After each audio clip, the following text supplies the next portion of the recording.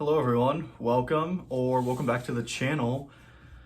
Today we are talking about underrated books, or books in my opinion that I've read that I believe are underrated or deserve a bit more hype behind them. In my, I don't know, three and a half years of consuming BookTube and now 5.5 months of producing BookTube, I have never seen anyone read any of these books before in my life.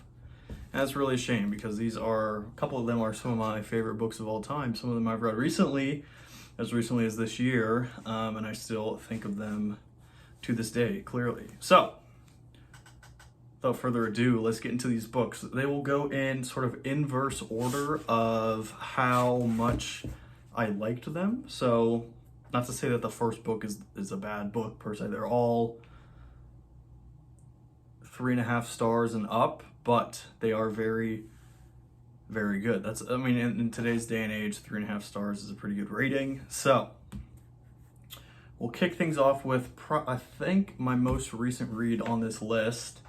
One I certainly talked about in a couple of weekly reading updates way back when. That is Thank You for Smoking by Christopher Buckley. This is sort of a mystery comedy book. I almost said movie because it's made into a movie. I watched the movie after reading this book. I think this was part of my very first book haul, if I recall. Something about a book haul in my car was my first book haul, and I picked up this book because I thought the title was pretty unhinged. Thank You for Smoking. It tells the story of a tobacco lobbyist in Washington, D.C., and sort of the day-to-days of his job lobbying for big tobacco and for the usage of cigarettes back in the 90s, I believe. There's a subplot mystery that goes on underneath all of his day-to-day actions, or sort of larger stakes at hand than I can initially describe here. You'll have to read to find out. But it is fast-paced, it's short, it's less than 300 pages. It's got some funny elements to it as well.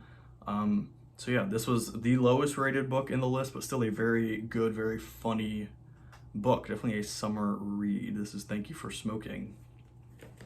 Next up on the list, I read at a similar time to Thank You for Smoking, maybe a little bit beforehand, following my second reading of Lord of the Flies. Read it in high school. Did I actually read it? Probably not. But reread it, Lord of the Flies that is, as an adult now.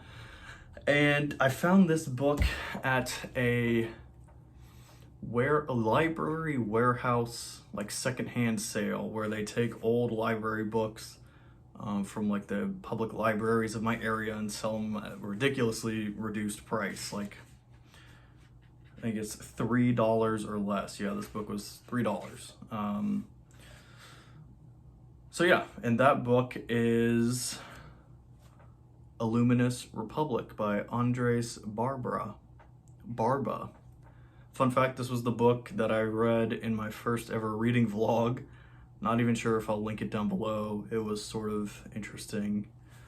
Safe to say I've come a long way since that video. Still proud of that video, but safe to say I've come a long way in my reading vlog journey. Maybe I'll link it down below if you want to humor yourself if you haven't seen it already. But yeah, this book, you might be wondering, why did I read it after Lord of the Flies? It is described as Lord of the Flies, but seen from the other point of view. Other point of view being like adults. And I know there's no adults in the Lord of the Flies book. Well, this book deals just with the adult side of things. And the precipice of the story is there's this remote town in Sao Paulo, I believe. No, San Cristobal, which is it's not a real place. And this town has these weird things happening with these kids that are emerging from the jungle.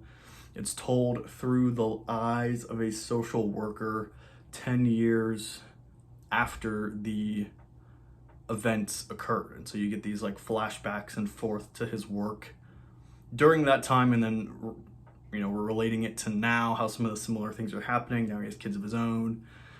The kids are acting weirder and things of that nature, and it is It's thrilling, it's short, it's, fast-paced as Lord of the Flies was. And I think this has like less than 1,000 reviews on Goodreads, if I'm not mistaken, which is a crime. Definitely give this one a shot. It's originally written in Portuguese, if I'm not mistaken, translated into English. Very, very good. A Luminous Republic. Next book here is also a translated work. I forget what language it was written in originally. I think Portuguese as well. Brazilian author Ana Paula Maia, if I'm pronouncing that correctly. And this is another short book called Of Cattle and Men by Ana Paula Maia, translated by Zoe Perry. This is less than 100 pages. You can knock this out in one sitting, one weekend, certainly. And you're noticing a theme with these books. There's all sort of some mystery to them, and safe to say that definitely adds to the story, but I'm afraid that stops with this book. This is the last mystery of this 5 stack. Let me just read the back of this book. I think that does it the best justice of describing what this book is about without giving too much away. So, it reads, in a landscape worthy of Cormac McCarthy, the river runs septic with blood. Edgar Wilson makes the sign of the cross on the forehead of a cow, then stuns it with a mallet. He does this over and over again as the stun operator in Senhor Milo's slaughterhouse. Reliable, responsible, quietly dispatching cows and following orders wherever they may take him. It's important to calm down the cows, especially now that they seem to be so unsettled. They have begun to run in panic into walls and over cliffs.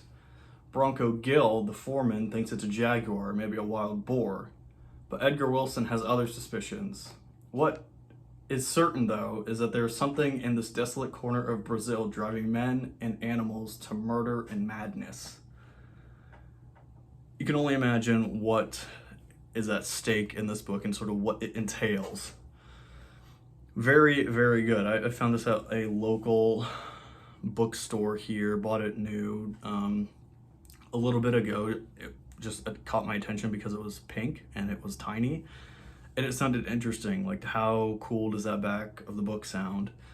And it was sort of in my era of reading more translated works, because I truly believe you should not just limit yourself to books that were written in your own native tongue first and foremost, because pretty narrow-minded thinking to think that everything, the best books out there are originally written in whatever language you were born or grew up learning. So in an effort to sort of diversify that, I picked up this book, and lo and behold, it's on this list. So give it a shot if you find it anywhere. Like I said, never seen anyone else read this. I think it's in a similar spot to Luminous Republic. I think this has like 3,000 reviews on Goodreads, maybe.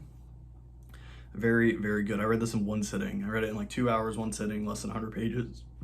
Could not put it down. Of Cattle and Men. Alrighty.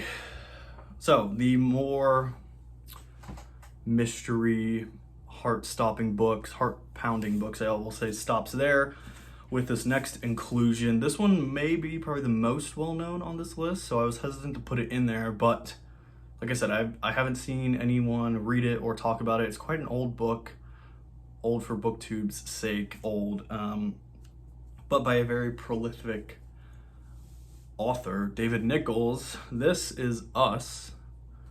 The book's called Us by David Nichols, author of One Day. You've probably seen his books in half-price books everywhere.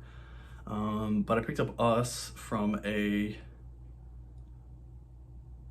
used bookstore. I think I picked it up because my girlfriend and I send each other those memes of like 2 animals together and it's like us ? And I picked it up because it said Us. And it was very, very good. It tells a story of a man and a wife in the midst of their divorce. I promise this is like a romance book if you're into that, but they get divorced, or the wife wants a divorce on page 1, and it tells a story of him trying to win her back with this grand European expedition that they had planned with their estranged son before he goes off to college the following year. So obviously she wants this divorce. The next week they're supposed to leave for Europe, and he goes through all these great lengths to try to rekindle the flame taking you all the way back to the start of their relationship before they were dating, when they ran into each other, and all the way through there. I think it's a very beautiful story. It's very funny. There's some dry humor in this. Certainly, David Nichols is a British author, and I really resonate with that style of comedy and writing. The chapters are super short. Like I said, I guess I didn't say, but this is like a 320 page book, and there's, I want to say, like 180 chapters. So very rapid fire pace. You can knock out a couple at a time. Very, very good. A good, just sort of feel good story, romance. It's funny at times. It's heartbreaking at times. It's just soothing at others. So give this one a shot. Like I said, it's the most well-known one on the list, or maybe just the most well-known author on the list, although hesitant to say with this last book coming up here as my favorite. David Nichols, Us. You may have noticed a change of scenery in the back. I usually have this book propped up on its own little pedestal if you've been here for some time or not. And let's just cut right to the chase. The probably most underrated book I've ever read, one that I don't see hardly anyone ever reading, and more people should, and it's a shame that they aren't. It's Heaven Has No Favorites by Erich Maria Remarque, obviously author of All Quiet on the Western Front, that infamous book. He also wrote many other books, and this one being one of them. Just so happens to be one of my probably top 3 favorite books of all time. Once again, it's another romance story set in the Swiss Alps in a sanatorium. A famous race car driver is going to visit his teammate who is in the sanatorium recovering from an injury, and meets this girl at the sanatorium at the same time who is sort of on her deathbed, but the doctors won't tell her in fear of that she may flip out. And so these two folks, seemingly living on the edge, so to speak, race car driver taking a lot of risks, driving fast, things of that nature, and this girl that doesn't have many days left to live, they sort of kick it off, and a flame ignites, and it's just their story. And it's very, very good. I read this in about a day and a half over the winter, set in the sanatorium in the Swiss Alps. It was definitely a perfect setting for a winter read. Give this one a shot. I will never stop recommending it. I actually gave my grandma my original copy of it and then ordered a new copy online. It just so happens that they sent me a first edition laminated dust jacket cover with his pretty portrait on the back. So yeah, Heaven Has No Favorites by Erich Maria Remarque. Give that one a shot. And that will wrap up this list. Like I said, maybe a bit of diversity in there, some mystery, some thriller, some romance. Let me know if you've read any of these down below. Like I said, I've never seen anyone read any of these books, so let me know if you have read them. I know I've recommended Heaven Has No Favorites endlessly, and I will continue to do so. So sorry, not sorry about that. But yeah, that will wrap it up.